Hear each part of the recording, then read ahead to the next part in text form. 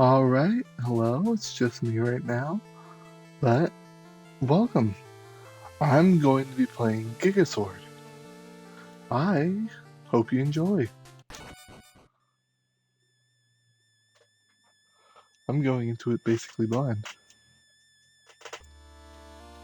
In a land well worn by the ages, an ancient structure towers high over the horizon, the Nestrium. In its highest chamber atop the final floor lies the god crystal, Gnosis, said to bring prosperity to those who wield it. Gnosis is a power unlike any other. The Nestrium is inhabited by a race of humanoid owl-like beings called the Nocturne, who watch over and protect the god crystal. They are peaceful in their practices, yet possess a keen talent for combat, wielding giant swords that match their imposing height.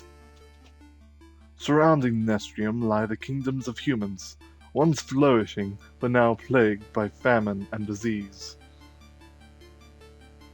For years, the humans have begged the Nocturne for access to Gnosis, so they might feel its grace in their time of need. However, the Nocturne continuously refused, warning that the power of Gnosis was too great for the minds of humans to control.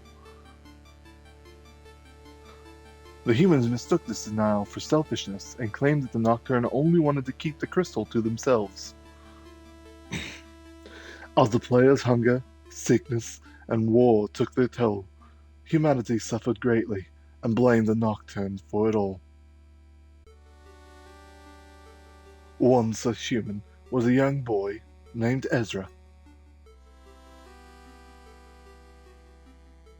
As an orphan his whole life, he had spent his childhood on the streets of Thornheart, begging for food and stealing it when necessary. He spent his days alone, with nothing to call home and no one to call family.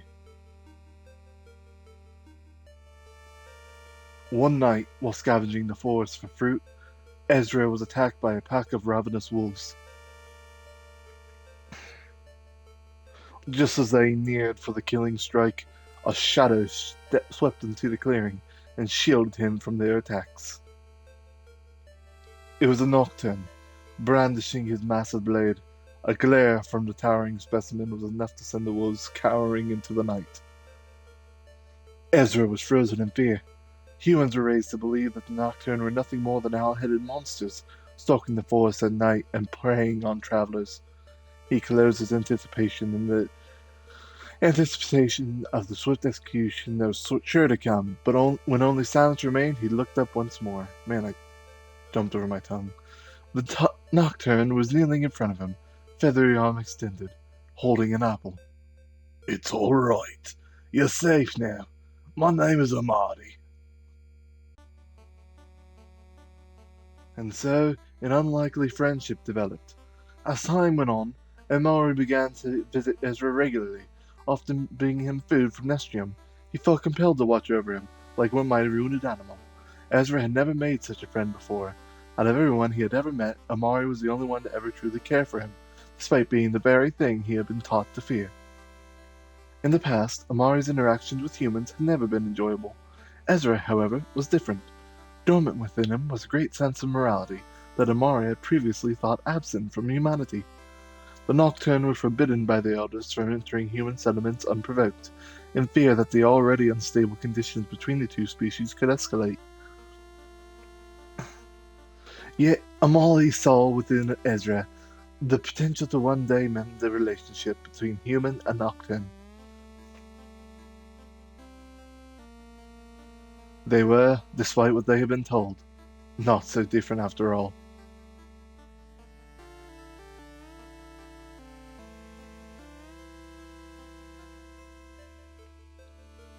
As the years continued and Ezra grew into a young man, things became worse for the people of Thoenhart.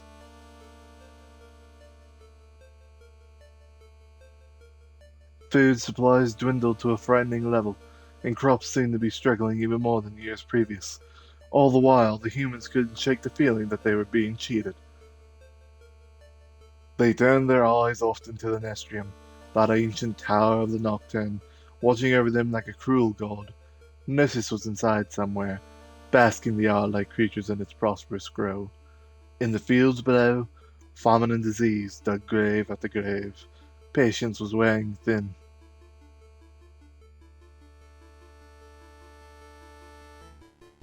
Vest, the general of Thornheart, sought to end human suffering once and for all. The diplomacy between men and Nocturne had, in his eyes, gone on long enough.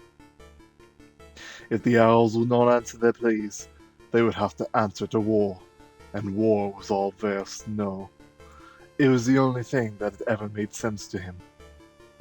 By the dim light of candle, Vest and his most trusted companions plotted their attack over maps and diagrams of the Nestrium. Engel, the Silver Paladin, a cunning fighter and merciless leader. Vedic, the king's chief alchemist, an expert in Nocturne affairs, and Sloane, the executioner, a man of few words. These were Vest's strongest allies. If they, with their combined effort, could not defeat the Nocturne now, all hope would be lost. They had one chance, and failure was not an option.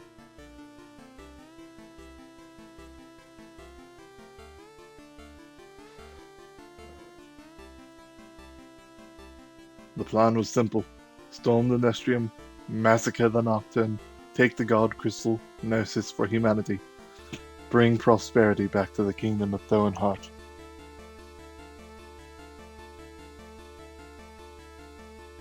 On a rooftop above the quiet town, Ezra sleeps beneath the stars, unaware that his life is about to change forever.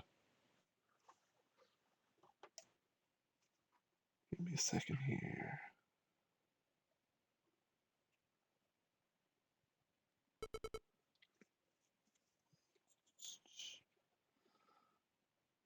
Give me 1 second here. I don't know where else I would put it. Um,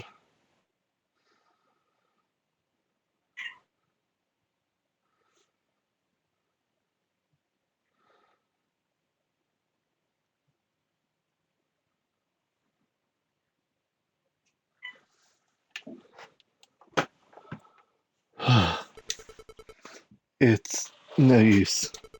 I'm too hungry to sleep. What else is new? Hi! Careful with that! Huh?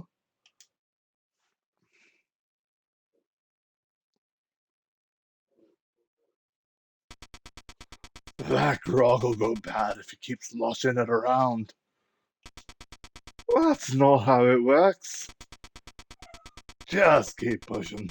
The barracks are right up the way here. I'm dying to have more of those pastries.